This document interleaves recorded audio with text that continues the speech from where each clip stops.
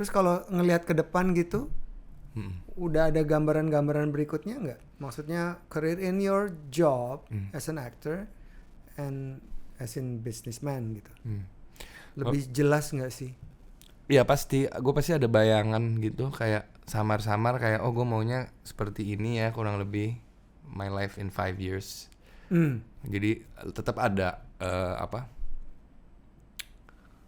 omongan kata-kata ke diri sendiri kayak pengen deh ini gitu. Tapi nggak menjadikan itu beban ya.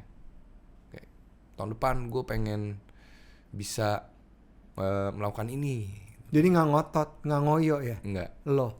Pengen bisa melakukan ini gitu. Dengan cara gue mengatakan itu pada diri sendiri kan pasti hal-hal yang gue lakuin juga akan mengarah ke sana kan ya. Iya. Apa law of attraction kan. Iya. Dan ya gue berusaha melakukan itu. Jadi tapi juga nggak yang kayak I have to do this gitu kan. Gue nggak berusaha kayak gitu. Yang penting sih kalau menurut gue balik lagi kayak the choices I take it's about happiness satu, dan kedua ya supaya gue bisa nyaman aja sih.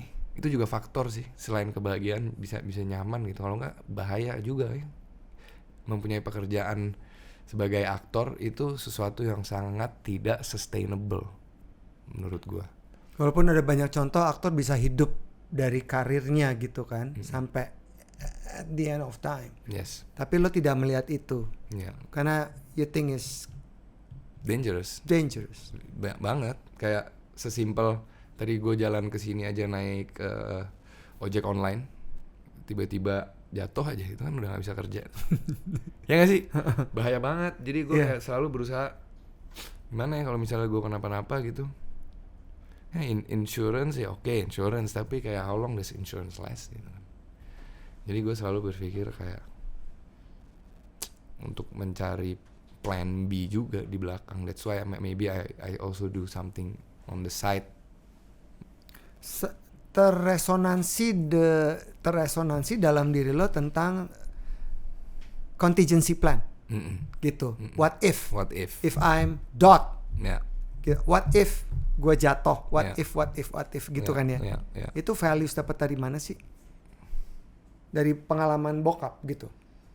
Your late father. Pasti ada dari situ. Karena dia hidupnya what if banget. Dari dulu. Benar-benar what if, kayak dari situ ya pasti. Dan impactnya apa? Lo lebih aware gitu. Lebih alert. Di belakang kepala pasti ada pemikiran gitu, lu bisa gini kalau begini. Bahaya gitu. Tapi ada pemikiran nyokap gue juga bodoh amat. Gak tau deh. Gitu sih kurang lebih. Nah, kalau backup plan ya dan bisnis, ada yang mengatakan ke gue kalau lo tuh insting bisnisnya bagus banget. Enggak lah. Yoi. Enggak juga. Enggak. Gue enggak. I don't. Gue nggak merasa itu. Lo jago muterin duit. Kelihatannya aja kali. Nah, itu yang gue dengar. Nggak, menurut gue sih. Mungkin orang bisa ngomong kayak gitu karena mereka melihat gue melakukan. Berani gitu. Kadang orang mempunyai satu kapital mereka untuk memutarnya di tempat lain gitu sangat takut kan. Sedangkan gue berani, tapi bukan berarti gue jago. Gue lebih berani aja. Dan banyak banget downs-nya. Ada beberapa ups-nya juga. Tapi ya gue gak regret. Gue learn from it. Jadi kedepannya gue akan tahu kayak ini gue udah pernah lewatin kayaknya gak bagus nih. Bahaya gitu. Karena gue udah pernah gagal di sini, dan kadang itu lesson yang sangat mahal untuk mempelajari hal itu. Tapi kalau sekarang gue bisa ngomong kayak gini, gue balik ke 5 tahun yang lalu, gue nggak bakal tahu gue bisa kayak gini. Oh kayaknya oke nih gitu. Jadi itu kayak pelajaran aja sih. Apa aja sih kalau boleh tahu? Nggak banyak side business yang lo lakuin kayak ada 3-4 gitu. Mostly kayak cuma investasi. Investor. Yeah, angel. Dan gue nggak meddle into it.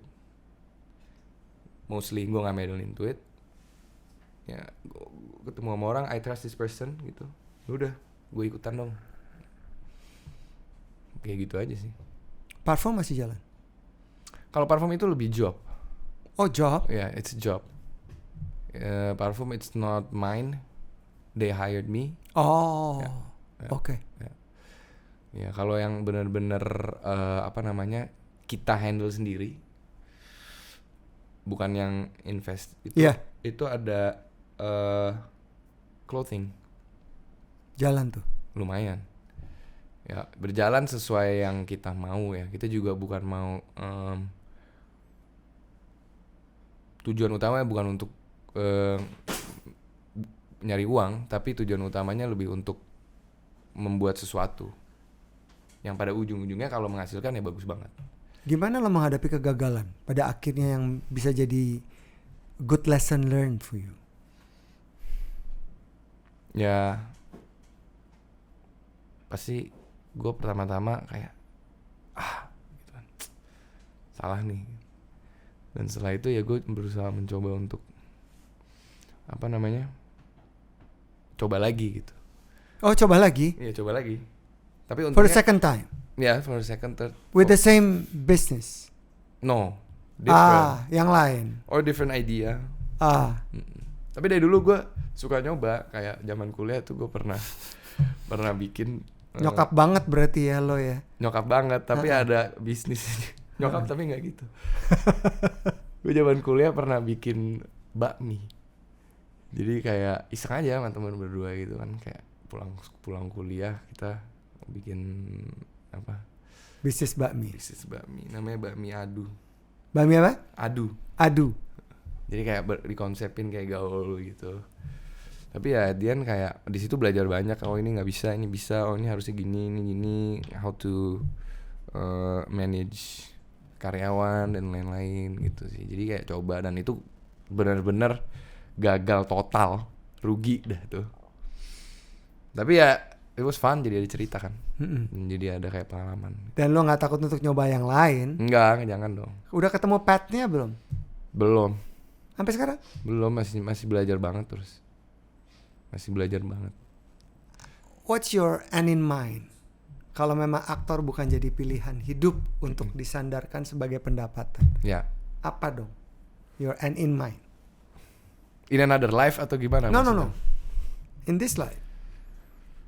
Kalau aktor bukan jadi pilihan hidup lo karena lo tahu lo nggak bisa bergantung sama ini karena it's dangerous as you said. Ya. Ya kan? Ya. Tapi kan lo bilang gue belajar untuk punya backup plan. Ya kan? Tapi tetap gue akan sangat sedih ketika gue udah nggak bisa melakukan acting lagi. Why? Karena I don't know what else I can do that makes me happy. Gue bahagia banget. Gue benar-benar bahagia banget.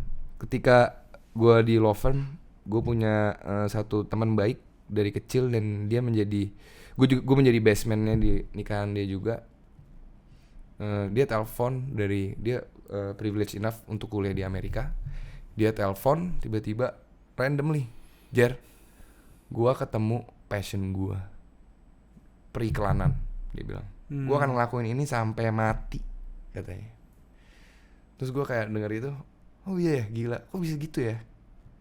Gue sih kayaknya gue jack of all trades deh. Gue suka ini sedikit. Gue kayak gak bakal bisa sama lu, kayak kita memang beda orang aja. Gue bilang. Udah. Fast forward berapa tahun kemudian, gue lagi preparasi film pertama, syuting film pertama, yang sama sekali no idea apa cara lampu, kamera, nggak ngerti sama sekali. Dan di situ gue bahagia banget. Dan gue telepon dia, gue bilang sama dia, sekarang gue ngerti maksud lo. This is what makes me happy. Dan ketika gue kehilangan ini, misalnya gue udah nggak bisa lakuin ini, gue benar-benar akan sedih banget. So gue nggak ada kepikiran selain ini apa, itu gue nggak ada kepikiran. Mungkin kalau dipikir-pikir ya around di sekitar dunia hiburan juga. Dan teman lo masih di agencies? Masih, udah punya sendiri bahkan sekarang. Wow, keren. Udah punya sendiri dia. Nah ngomongin soal actor's life ya, kan lo dari kacamata millennials, punya ekspektasi tentang cara komunikasi di set kayak gimana. Director yang rata-rata usianya terpaut agak jauh dari lo, ada generasi-generasi yang jadi orang tua lo kali, jadi apa yang juga beda. Bagaimana lo bisa mensiasati perbedaan-perbedaan itu dalam konteks membangun relasi, membangun ekspektasi, bisa jadi good teamwork, team player. Ya.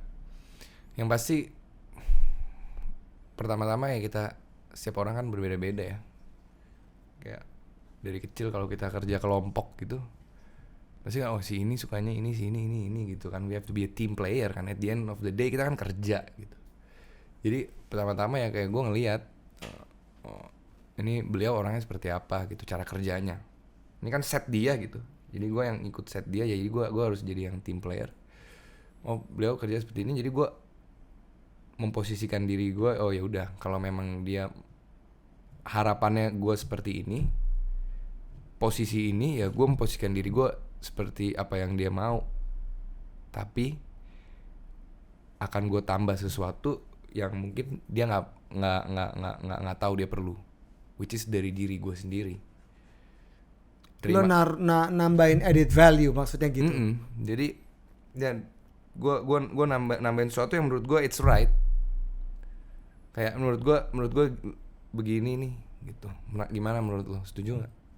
Diskusi apa? Jadi gue memposisikan diri. Pasti gue dengan sutradara A atau dengan sutradara B, dengan produser A atau dengan produser B, gue memposisikan diri gue berbeda gitu. Yang satu lebih pengen kekeluargaan misalnya, cara bekerjanya. Ya gue jadi, kalau gue bisa ya, kalau gue memang nyaman, gue jadi keluarga lo juga. Kalau satu melihatnya hanya sebatas ini kerjaan doang, hubungan profesional. Ya, gue juga nggak mau masuk ke lo. Ya udah segitu aja. Tapi tentu gue akan ngasih sesuatu dari diri gue sendiri yang gue nggak bisa filter. Ini emang gue gitu. Your authenticity. Iya, bisa dibilang gitu. Kalau apa yang lo mau tampilkan sebagai aktor atau sebagai seorang persona di publik, lo pikirin juga gak sih kayak gue pengen portray diri gue kayak gini nih, Jerome Kurnia tuh gini loh sekarang. Ada gitu-gitunya gak sih? Membangun persepsi dengan sadar ya. Ya. Lebih kayak itu proses yang sangat panjang tuh. Menarik kayak apalagi apa yang dilihat di Instagram. Sekarang kan yang dilihat di Instagram kan. Kayak orang pertama ngelihat diri lu tuh dari Instagram gitu. Orangnya kayak apa sih? Gue belajar early on. Apa yang lu portray diri lu di Instagram itu nanti akan membatasi lu. Gue inget banget awal-awal itu ada salah satu pemain, dia itu ngamuk ketahuan di foto lagi ngerokok.